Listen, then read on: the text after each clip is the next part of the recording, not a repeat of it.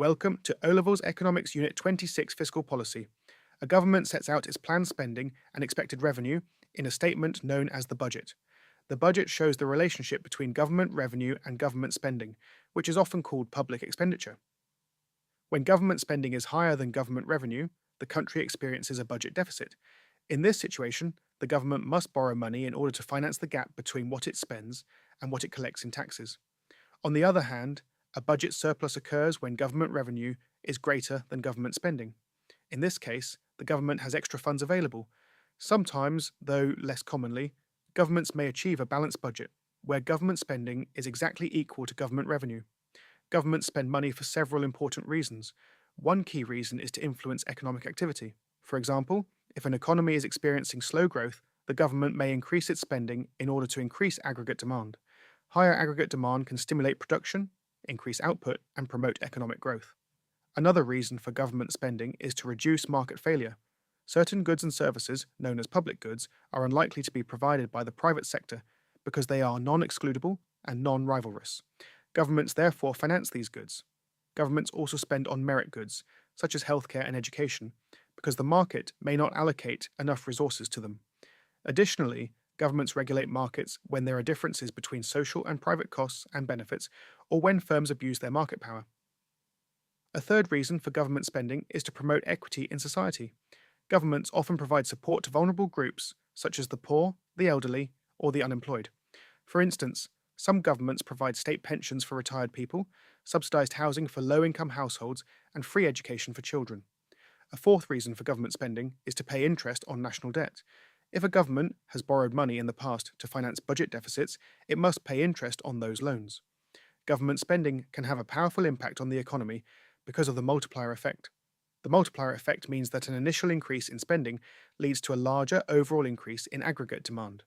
For example, if a government increases its expenditure by $20 million, the final increase in national income, expenditure, and output may be much greater than this initial amount. The people who receive the extra $20 million may spend most of it, perhaps $16 million, while saving the rest. The individuals who receive the $16 million may then spend about $13 million, and this process continues throughout the economy. As spending circulates repeatedly, the total increase in income and output may reach $100 million. In this example, the final increase in expenditure is 5 times greater than the initial spending increase. While government spending is important, taxation is equally significant. Most people believe that taxes are mainly used to raise revenue for government expenditure, and this is indeed one of their key purposes. In many countries, taxation is the main source of government revenue. However, governments also use taxation for several other purposes. One aim is to redistribute income from the rich to the poor. Typically, individuals with higher incomes pay more tax, and part of this revenue is used to provide benefits for lower income groups. Another reason for taxation is to discourage the consumption of demerit goods. Demerit goods are products that governments consider harmful to consumers, such as cigarettes and alcohol. By placing taxes on these products, governments increase their prices and reduce their consumption.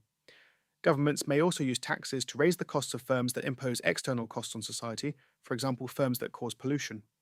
Additionally, taxes such as tariffs can be used to discourage the consumption of imports and protect domestic industries.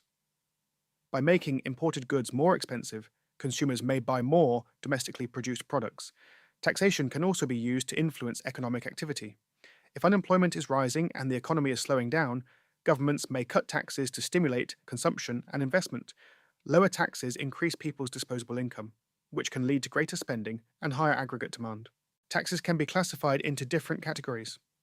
The main distinction is between direct taxes and indirect taxes. Direct taxes are levied directly on income or wealth. Examples include income tax and corporation tax. These taxes are called direct because the individuals or firms responsible for paying them must bear the burden themselves. Indirect taxes, however, are levied on spending rather than income. Examples include sales taxes, excise duties, and tariffs. Firms often pass on some or all of the burden of indirect taxes to consumers by increasing prices. Taxes can also be classified according to how they affect people with different incomes. A progressive tax takes a higher percentage of income from high-income earners than from low-income earners. As income increases, the tax rate increases as well. A proportional tax takes the same percentage of income from everyone regardless of income level. A regressive tax, on the other hand, takes a larger percentage of income from low-income individuals than from high-income individuals. For example, Indirect taxes such as excise duties on petrol are often considered regressive because everyone pays the same amount per unit, but this represents a larger proportion of income for poorer individuals. There are several common types of taxes used by governments around the world. Among direct taxes, income tax is one of the most important. It is imposed on the income people earn from employment and investments. Most countries allow a tax allowance, which is an amount of income that can be earned without paying tax. Income above this threshold is known as taxable income. Another direct tax is corporation tax, which is imposed on the profits of firms. There is also capital gains tax, which is applied to profits made when assets such as shares or property are sold for a higher price than they were purchased.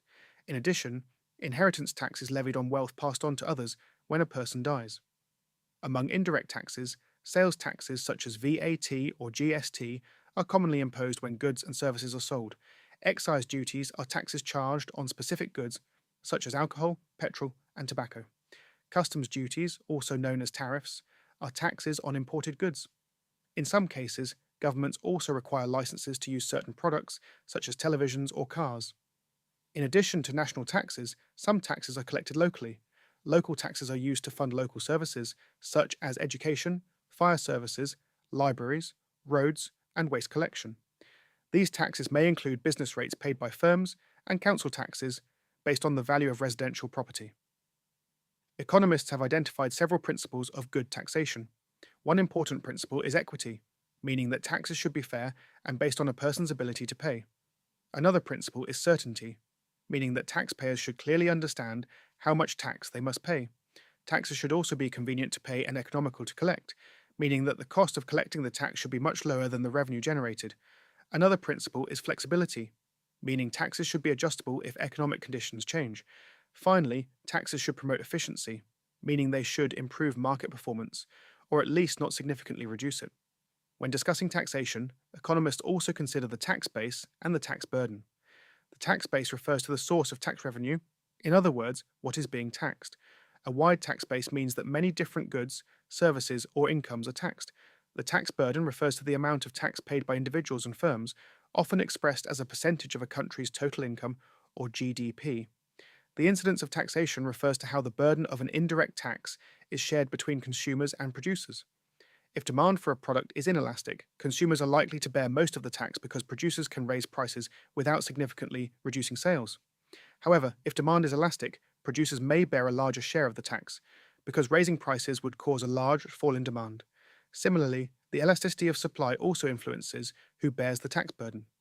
Direct taxes and indirect taxes have different impacts on the economy. High direct taxes may discourage effort, enterprise, and saving.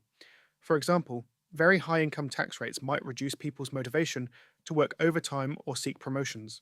High corporation taxes may discourage firms from investing. However, direct taxes also have advantages. They can redistribute income, act as automatic stabilizers during economic fluctuations, and provide a stable source of revenue. Indirect taxes, on the other hand, tend to be regressive and may increase prices, potentially contributing to inflation. However, they are relatively easy and inexpensive to collect because firms handle much of the administrative work. They are also harder to evade and can be targeted to achieve specific goals, such as reducing the consumption of alcohol or tobacco. In recent years, some governments have shifted from relying heavily on direct taxes to relying more on indirect taxes. This change aims to reduce tax evasion and limit the disincentive effects of taxation. Some countries have also introduced flat taxes, where income tax, corporation tax, and sometimes VAT are set at a single rate. Flat taxes are simple to administer and may encourage economic activity, although critics argue that they may be regressive. Fiscal policy refers to government decisions regarding spending and taxation aimed at influencing aggregate demand in the economy. These decisions directly affect the government's budget balance. If government spending increases or taxes are reduced, a budget deficit may occur in the short run. However, in the long run, such policies may stimulate economic growth and increase tax revenue. For example, government spending on education may improve productivity and raise future income levels, which increases tax revenue. Fiscal policy can also help governments achieve their macroeconomic aims, such as economic growth, low unemployment, and price stability. If a government wants to increase economic growth and employment, it may implement an expansionary fiscal policy. This involves increasing government spending or cutting taxes to raise aggregate demand. Higher disposable income encourages consumption and investment, which increases production and employment. Alternatively, if an economy is experiencing high inflation, The government may adopt a contractionary fiscal policy. This involves reducing government spending or increasing taxes in order to reduce aggregate demand.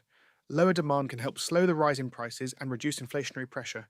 It may also reduce excessive spending on imports and improve the balance of payments. Thanks for watching.